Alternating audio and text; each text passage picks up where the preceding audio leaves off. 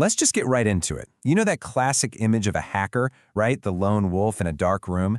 Yeah, you can go ahead and throw that idea out. It's dangerously obsolete. Today, cybercrime has become an industry. We're talking about professional, coordinated attack factories that are operating on a scale that completely changes the game. And look, that's not some far-off prediction. That is a direct quote, a conclusion drawn from analyzing trillions upon trillions of signals across the internet. It's the new reality we're all facing. And this warning, it comes from a source that has a pretty unique view of that fight. So, for this explainer, we're digging deep into the first ever threat report from Cloudflare. Their team, which they call CloudForce One, sees something like 20% of all internet traffic. Just think about that. It gives them this incredible, unparalleled view of how the threat landscape is evolving.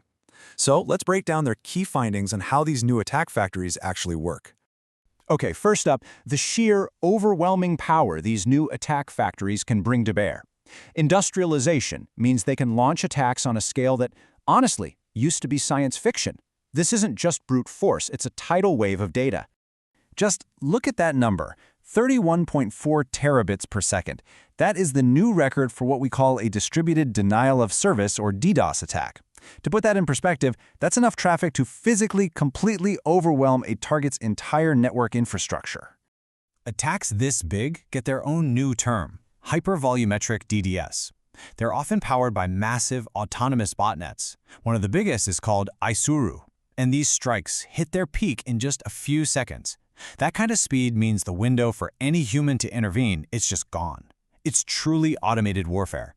But you know, it's not all about these massive, noisy attacks.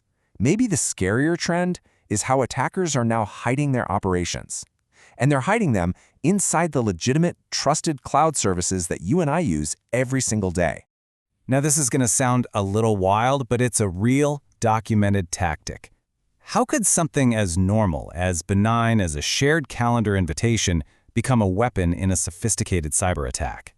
Well, the answer shows just how creative attackers are getting at living off the land, or in this case, living off the cloud.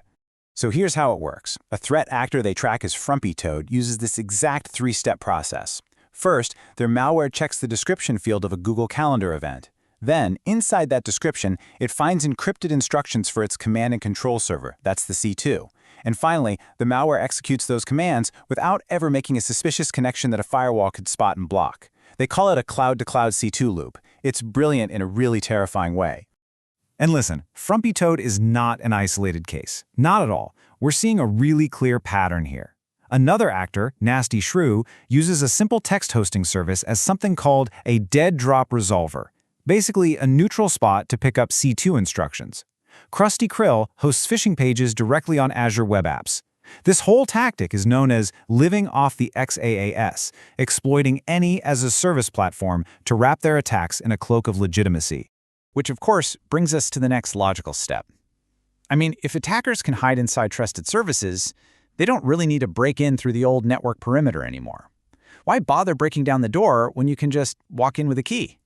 In 2026, attackers aren't hacking in, they're logging in. We all depend on multi-factor authentication, right? MFA, the thing that's supposed to keep us safe. Well, attackers have found a way around it. They use info-stealer malware like Llama C2, and with this, they don't even need your password. They steal something way more valuable, your live, already authenticated session token, and they snatch it right out of your browser. This turns what should be a complex attack into a simple login that looks completely legitimate. All right, now let's take this whole idea of identity theft and go one step further, into some truly unsettling territory. The industrialized insider threat is no longer just a disgruntled employee. It's a state-sponsored operative who has been hired by your company. You might have even met them on a video call. And their methods are incredibly sophisticated. They're using deepfake profiles to pass video interviews. They're getting around location checks by using US-based remote laptop farms to access corporate hardware. And while they do all this, they are funneling millions of dollars in salary back to their home regime, often North Korea, all while embedding themselves deep inside a company's most sensitive financial and administrative systems. So what does all this mean?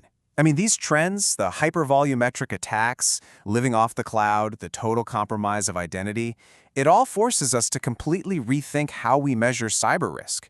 The old ways of thinking are now officially obsolete. And this right here is the core shift in thinking. For decades, we judged threats by their technical sophistication. That's the old metric. The new metric is what's called the measure of effectiveness, or MOE. So the question is no longer how elegant is the code, but how much impact can I get for the least amount of effort? And under this new model, a simple but devastating attack is a far, far greater threat. So, given this industrialized high MOE threat landscape, how in the world do we defend ourselves? Well, the report wraps up by outlining a major strategic shift in how we approach defense. It's about fundamentally rethinking what and who we trust in our digital lives. The solution is a fundamental pivot. We have to move away from reactive defense and toward a proactive, identity-centric model of resilience. What does that mean? Well, it means using things like zero-trust biometric verification to defeat deepfakes and strict geofencing to block those remote laptop farms. In this new world, your identity is the only real perimeter left. And this brings us to the final lingering question. As the lines between what's real and what's artificial get blurrier and blurrier, and as the tools we use for work and our personal lives are turned into weapons, we really have to ask ourselves, in this new landscape, is our digital identity still something we can truly call our own? And that's our breakdown of the 2026 Cloudflare Threat Report. If you found this explainer valuable, letting us know by clicking like and subscribe is a huge help. It really allows us to keep making content just like this. Thank you for watching.